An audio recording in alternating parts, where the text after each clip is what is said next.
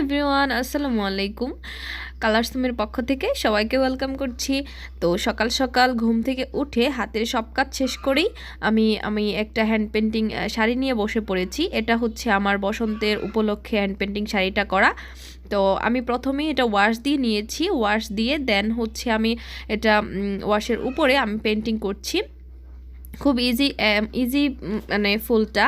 আর wash painting কীভাবে করে এটা যদি তোমরা না জেনে থাকো তাহলে আমার ওয়াশ পেন্টিং নিয়ে কিন্তু আলাদা করে ভিডিও দেওয়া আছে, কিভাবে ওয়াশ পেন্টিং করতে হয়, ওয়াশ পেন্টিংয়ের গুরুত্বপূর্ণ নিয়মাবলী সব বিস্তারিতভাবে আমি একটা ভিডিও বানিয়েছি আমার চ্যানেলে, তোমরা ঘুরে তোমরা দেখে আসতে পারো। হ্যাঁ, তো আজকের ভিডিওতে আমি তোমাদেরকে এছাড়াও আজকের দিনটা আমি কি পেন্টিং করেছি বা কিভাবে করেছি সব কিছু বিস্তারিত আমি দেখাবো, এবং দেখাবো তোমাদেরকে সুপারি পাতার প্লেট তোমরা কোথা থেকে কিনবা বা কিভাবে সুপারি পাতার প্লেট পেন্টিং করবা সেটা।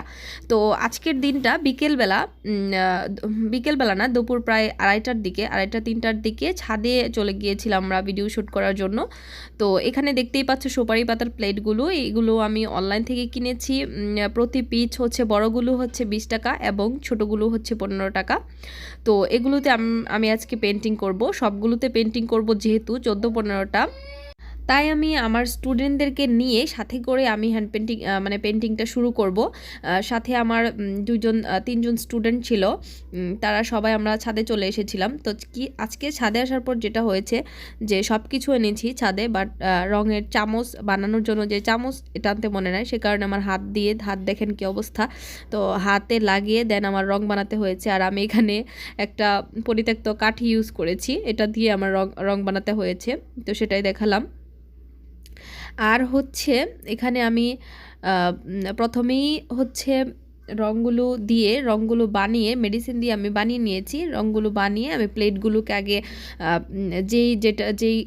যেই কালার করব সেই কালার বানিয়ে তারপর এগুলো শেপ দিয়ে নিচ্ছি। তারপর এগুলো ভালোভাবে শুকানোর পর এগুলোর উপর আমি ডিজাইন করব নিজের ইচ্ছে মতো।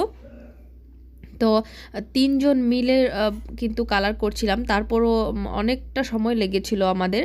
তো ভিডিওতে হয়তো বা পুরোপুরি আমি দেখাইনি, ভিডিওটা শর্ট করার উদ্দেশ্যে আমি পুরোপুরি ভিডিওটা ভিডিও করিনি।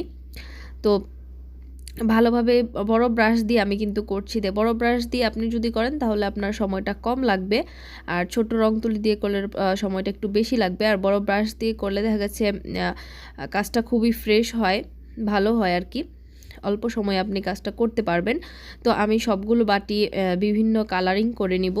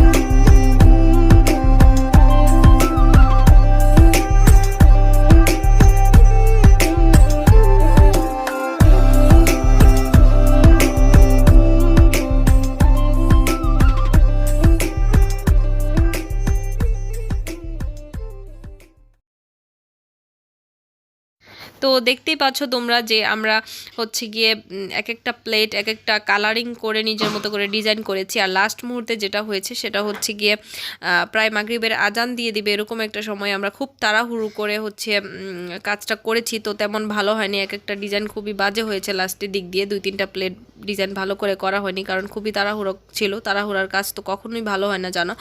তো ছিল আমার আজকের ভিডিও। ভালো লাগলে তোমরা সবাই লাইক কমেন্ট সাবস্ক্রাইব করে আমার পাশে থাকবা। আর অবশ্যই যারা সাবস্ক্রাইব করেছো তাদেরকে অগ্রিম অনেক অনেক ধন্যবাদ। তো ভিডিওটি ভালো লাগলে সবাই ফ্রেন্ডদের সাথে শেয়ার করতে পারো।